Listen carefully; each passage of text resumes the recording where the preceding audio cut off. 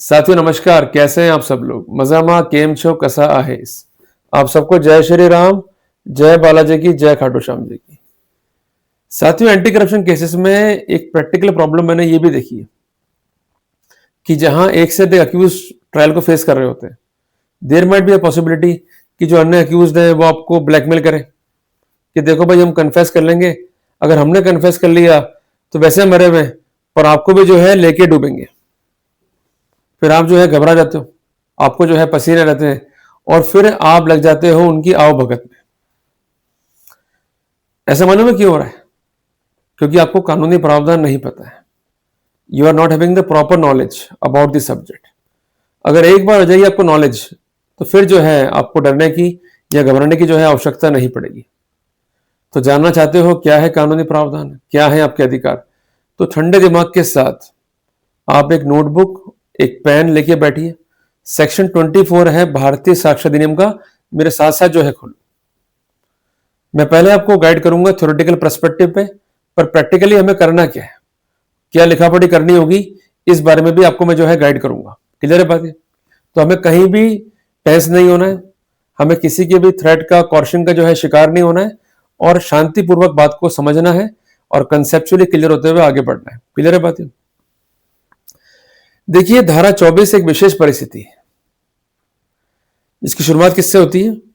Consideration of proof confession affecting person making it and others jointly under trial for the same offence.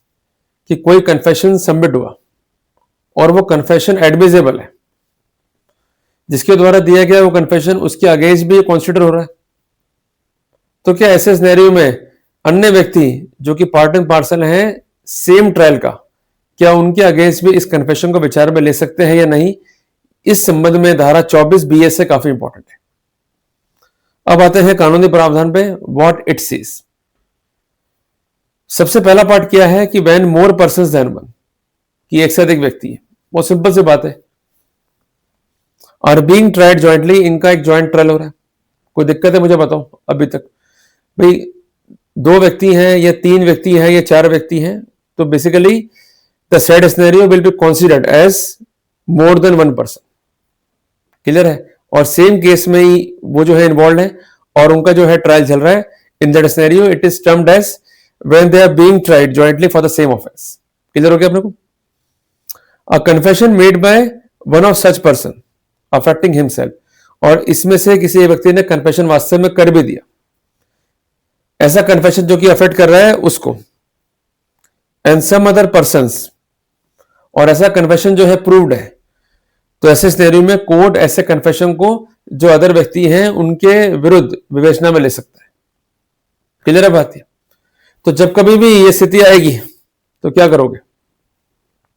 आपको एक objection petition जो है दाखिल करनी है कोर्ट में, और प्रमाण साथ में होना चाहिए, क्योंकि कंसर्न जो अक्यूज है वो संपर्क करेगा पहले आपसे, आपको डराएगा, धमकाएगा। इस बात की पॉसिबिलिटी भी है ही में आस्क फॉर सम मनी, कि मुझे पैसे दो नहीं तो मैं जा रहा हूं कन्फेस करने के लिए। तो वहां पर रिकॉर्डिंग को मेंटेन कर लो, एविडेंस को मेंटेन कर लो, और प्रॉपर कॉर्पोरेशन के साथ और सेक्शन 63 BSA को कंप्लाई विद करते हुए अपना ऑब्जेक्शन पिटिशन जो है दाखिल करो कि इस केस में मैं और अन्य व्यक्ति जो हैं ट्राइड हो रहे हैं जॉइंटली, और मेरे को धमकाया है अन्य व्यक्ति ने या अन्य अक्यूज ने कि हम जो है कन्फेस करेंगे और उसका प्रभाव जो है पड़ेगा हम पर भी और आप पर भी। तो ऐसे सिनेरियो में जब उसकी मनोस्थिति क्लियर है and he is giving the confession just to blackmail me, तो बेसिकली ऐसा कन्फेशन धारा 24 BSA से हिट है, इसको जो है विचार में न लिया जाए, और जो कंसर्न व्यक्ति विशेष है इसके विरुद्ध जो है सख्त कानूनी कार्रवाई की जाए। In addition to this we may also file a case for extortion and criminal intimidation, जिसके लिए हमें धारा 308, धारा 351 BNS पर निर्भर करना होगा।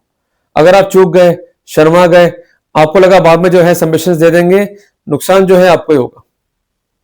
जब भी आपको ट्रबल आती है, इस तरह की स्थितियां फेस करते हो, immediately inform the court, otherwise you might be in the hot trouble. Clear हो गया अपने को?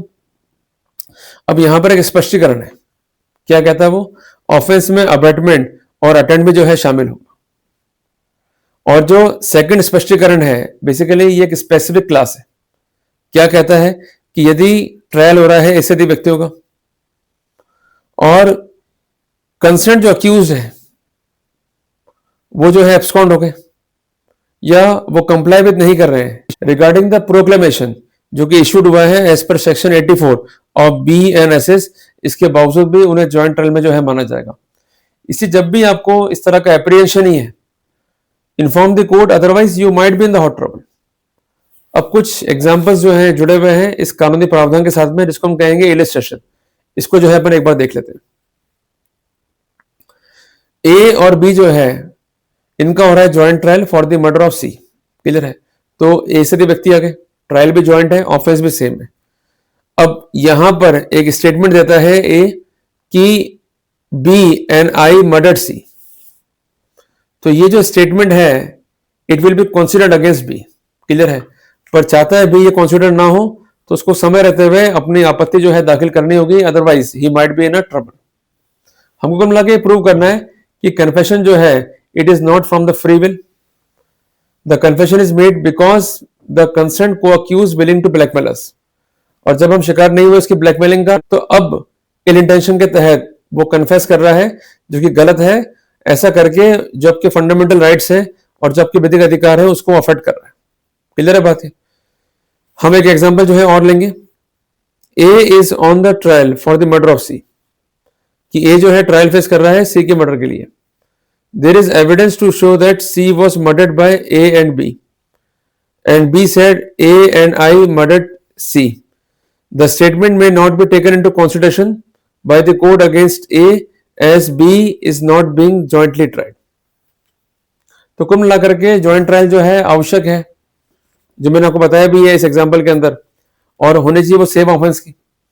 Apart from that confession must be voluntarily, it must not be the outcome of inducement, threat or coercion, and apart from that there must not be any ill will on the part of concerned accused. Clear हो गया अपने को।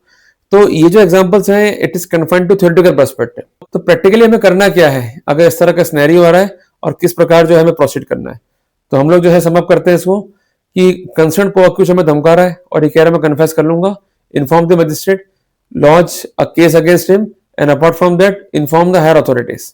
And apart from this वो किसी और के बहकावे में आकर भी कन्फेशन दे रहा है और उस व्यक्ति विशेष का नाम भी वहां दिखाई दे रहा है, तो हमारे पास एक पुख्ता ग्राउंड है to prosecute him as well as पर the protocol of section 61 sub clause 2 of BNS। तो ये कानूनी जानकारी है, कानूनी प्रोटोकॉल है to defend your self from the illegal confession which might be made by co accused in the joint trial. साथियों जल्दी मिलेंगे एक नए टॉपिक के साथ।